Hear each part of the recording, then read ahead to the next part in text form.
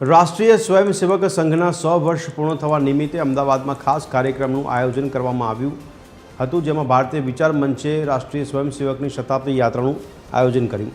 કાર્યક્રમમાં પ્રદર્શની અને મલ્ટીમીડિયા શોનું લોકાર્પણ મુખ્યમંત્રી ભૂપેન્દ્ર પટેલના હસ્તે કરવામાં આવ્યું હતું.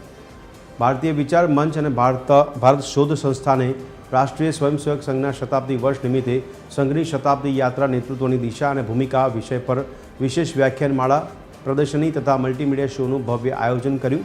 આ કાર્યક્રમ 11 થી 14 નવેમ્બર સુધી Gujarat university convention and exhibition centre ખાતે યોજાય છે.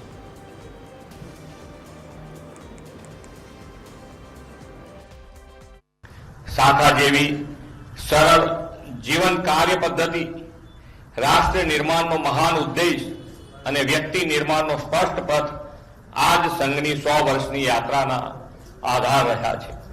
100 વર્ષની આ યાત્રામાં આરએસએસે સમાજના અલગ અલગ વર્ગોમાં આત્મબોધ, સ્વાભિમાન જગાડવાનું મોટું કામ કર્યું છે.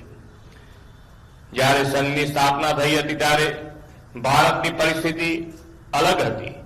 100 વર્ષ બાદ આજે ભારત વડાપ્રધાન શ્રી નરેન્દ્રભાઈ મોદીના નેતૃત્વમાં વિશ્વ બંધુની ભૂમિકામાં છે.